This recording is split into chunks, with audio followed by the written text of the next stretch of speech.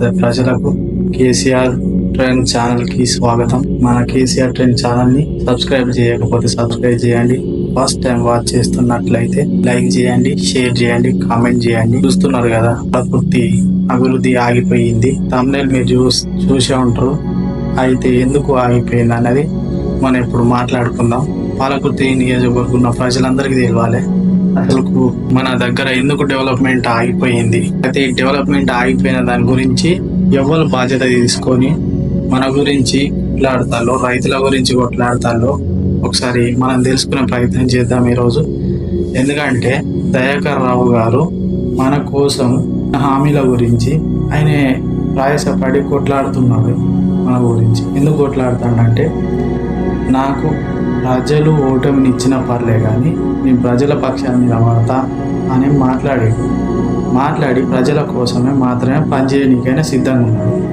ఓడిపోయిన పాలకుర్తి నియోజకవర్గం మొత్తం ఓడగొట్టినా కూడా ఆయన అన్న మాట ఏందో తెలుసా? వీళ్ళు ఆశపడి రుణమాఫీ అవుతుందని వీళ్ళు 2 లక్షల రుణమాఫీ అవుతుందని వీళ్ళు ఇంకా అనేక కారణాల చేత వాళ్ళు వేయలు కానీ నా మీద ప్రేమ లేక కాదా అని మాట్లాడిండు దయాకర్ రావు. ఆయన ఎంత మంచి మనసు అయితే అసంటి ఒక నాయకుడు మాట్లాడతాడు. గొడవచ్చిన ప్రాంతంలో తిరగాలంటేనే మోహన్ దాటేసుకొని పోతారు. అలాంటి దయాకర్ రావు గారు మన గురించి కలెక్టర్ ఆఫీసుల ముందు ధర్నాలు చేస్తూ రుణమాఫీ ఎందుకు కాలేదు, పాలకుర్తి డెవలప్మెంట్ ఇంకా ఆగిపోయింది. ఎందుకంటే మనకు పాలకుర్తిలో మెరుగైన వైద్యం కావాలి. మన హాస్పిటల్ అయితే 50 పడకలు చేయాలన్నది సార్ ఉన్నప్పుడు శంకుస్థాపన జరిగింది.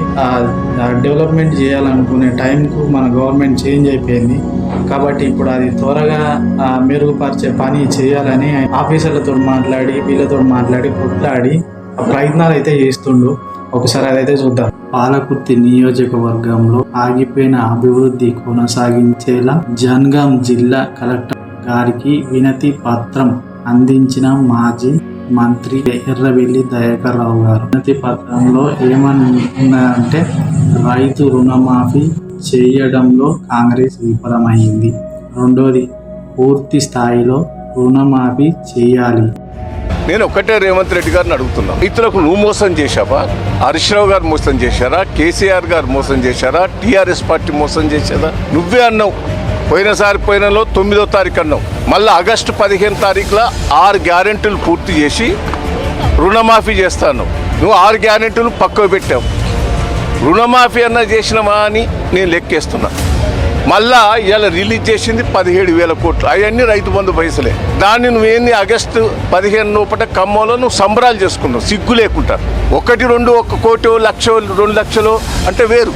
20-25 కోట్ల దాకా ఇంకా రావాలి. నువ్వు ఇచ్చినవి 17,000 కోట్లు. ఎంత మోసం చేసావా? సిగ్గు లేకుండా మీరు మాట్లాడుతున్నారు. మేము వదిలిపెట్టడం లేదు. కాంగ్రెస్ పార్టీ మీద పోరాటం చేసి రుణమాఫీ అయ్యే వరకు, ప్రతి ఒక్కరికి రుణమాఫీ అయ్యే వరకు పోరాటం ఆగది. రైతులకు ఇచ్చిన హామీలు రేవంత్ రెడ్డి నెరవేర్చాలి. కాంగ్రెస్ ప్రభుత్వంపై కన్నెర్ర చేసిన మాజీ మంత్రివర్యులు ఎర్రబెల్లి దయాకర్ రావు. మేము వదిలిపెట్టడం లేదు. కాంగ్రెస్ పార్టీ మీద పోరాటం చేసి రుణమాఫీ అయ్యే వరకు, ప్రతి ఒక్కరికి రుణమాఫీ అయ్యే వరకు పోరాటం ఆగది. రాష్ట్ర మంత్రిగా పాలకుర్తి నియోజకవర్గంలో శాసనసభ్యుడిగా ప్రజలకు మెరుగైన వైద్య సేవలు అందించాలనే ఉద్దేశంతో పాలకుర్తి నియోజకవర్గంలో ఉన్న ప్రభుత్వ ఆసుపత్రి 30 పడకల నుండి 50 పడకల వరకు పెంచుతూ 1750 లక్షలతో మంజూరు చేసి శంకుస్థాపన చేయడం జరిగింది. కానీ రాష్ట్రంలో కాంగ్రెస్ పార్టీ అధికారంలోకి వచ్చిన 9 నెలలు కావస్తున్నా ఈ రోజు వరకు కూడా అభివృద్ధి అనేది పాలకుర్తిలో జరగలేదు. రోజు కూడా పనులను మొదలు పెట్టలేదు. కాబట్టి పాలకుర్తి ప్రజలకు మెరుగైన ఆరోగ్యం అవసరాల కోసం ప్రభుత్వం దృష్టికి తీసుకుని వెళ్ళి ఈ పనులను త్వరగా మొదలు పెట్టాలని, దానికి సంబంధించిన చర్యలు తీసుకోవాలని ప్రభుత్వానికి వినతి పత్రం ఇచ్చి ఎర్రబెల్లి దయాకర్ రావు గారు పోరాటం చేస్తున్నారు. ఇందులో వచ్చి ఫస్ట్, రైతుల రుణమాఫీ చేయడంలో కాంగ్రెస్ విఫలమైంది. ఒకసారి క్లిప్ అయితే చూద్దాం. సార్ ఎందుకన్నారో వీడియో అయితే చూడండి, తర్వాత మీకే అర్థమైంది. పూర్తి స్థాయిలో రుణమాఫీ నీళ్ళు ఉన్నప్పుడు మంచి నీళ్ళు ఇస్తాయి. ఇప్పుడు వచ్చాక ఒక్కసారి కూడా రాలేదు. రాలని చెప్తే మనం సప్లై అవ్వకున్నాం, పెట్టగానే అవ్వకున్నాం. దున్ను తప్పిందా? ఇప్పుడు తప్పినా రైతు బంధు ఇస్తా అంటే కాంట్రాక్టర్లకు ఇస్తారా? రైతు భరోసా ఇస్తానని చెప్పే పెద్ద మాటలు మాట్లాడి ఇప్పుడు రైతు బంధు అప్పులు ఎత్తి పెట్టుకుంటే అప్పులకు ఉండేదా? ఇప్పుడు ఎట్లా దీని పరిష్కారం ఇయ్యాలని చెప్తే ఆయన పెట్టబోదు సార్. ఇప్పటిదాకా ఎదురు చూసారు, మొత్తం ఎండిపోయేది. అది లాభం ఏముంది, ఏం లేదు, ఇక చచ్చిపోవటం అంతే. ఏం లేదు ఇక, అయిపోయింది. ఇక ఏముంది, పండుగ దీనికి 50,000 పెట్టినా లాభం ఏం లేదు, ఇక అయిపోయింది అంతే. పూర్తి స్థాయిలో రుణమాఫీ చేస్తే ఎంత మందికి బెనిఫిట్ జరుగుతుందో పాలకుర్తి నియోజకవర్గ ప్రజలు ఆలోచించాలి.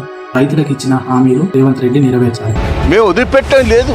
కాంగ్రెస్ పార్టీ మీద పోరాటం చేసి రుణమాఫీ అయ్యే వరకు, ప్రతి ఒక్కరికి రుణమాఫీ అయ్యే వరకు పోరాటం ఆగది.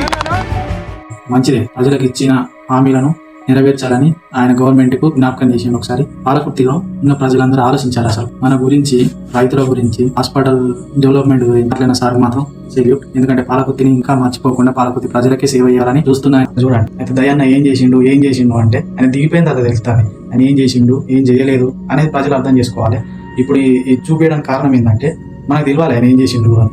మనం ఆయన తప్పుగా అర్థం చేసుకున్నా, ఆయన మనం తప్పుగా అర్థం చేసుకోలేదు కదా. ఇప్పుడు ఓడిపోయినా గెలిచినా ప్రజల పక్షాన నిలబడి ప్రజల కోసం తిరుగుతాడు. ఒకరోజు వచ్చి మాట్లాడి ఇంట్లో కూర్చోవచ్చు, ఒకరోజు ఒక సమస్య గురించి అని దాన్ని ట్రైనింగ్ లో పెట్టి ఉండొచ్చు, కానీ రోజు తిరిగే అవసరం ఆయనకు లేదు కదా.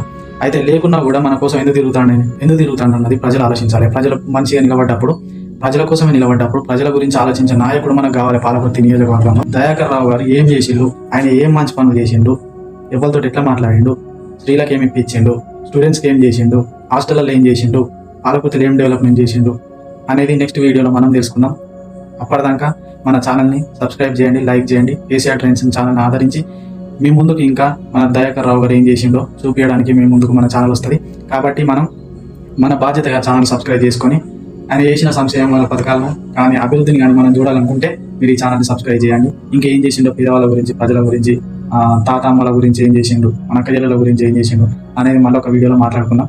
ఇప్పుడైతే ఆయన పోరాటం అయితే ఆగలేదు, ఎందుకంటే ప్రజలకు అన్యాయం జరగొద్దని ప్రతి విషయంలో ఆయన ధర్నాకు దిగి మాట్లాడి ఆఫీసర్లతో మాట్లాడి మరి కొట్లాడుతున్నాడు. ఒకసారి చూడండి, నీటి గురించి కొట్లాడి, నీళ్ళ గురించి కొట్లాడతాడు, రైతు బంధు గురించి కొట్లాడతాడు, రైతు రుణమాఫీ గురించి కొట్లాడతాడు. ఈ రోజున పాలకుర్తిలో మన అనేకలో చూడొచ్చు. ఒకసారి ఈ క్లిప్ చూడండి, దయాకర్ రావు దగ్గరికి వచ్చి ఒక రైతు ఎలా తన బాధను చెప్పుకున్నాడు, ఎట్లా కోసపడుతున్నాడు ఒకసారి చూసి కదా. ఇలాంటి వ్యక్తులు ఎంతో మంది బలయ్యారు తెలియక. అయితే మనకు రావాల్సిన నిధులు రాలేక ఇప్పుడు ఆగమవుతున్నాం. మన గురించి మాట్లాడే నాయకునికి మనం సపోర్ట్ ఇద్దాం, ఆయన ఇంకా మనం నిలబడదాం, మళ్ళా గెలిపించుకొని పాలకుర్తిని బాగా చేసుకుందాం. నమస్తే పాలకుర్తి, జై తెలంగాణ. అప్పుడే బాగుండే పెద్ద సారు కరువచ్చి పడ్డది కేసీఆర్ ఊర్లెండిపోయినంటే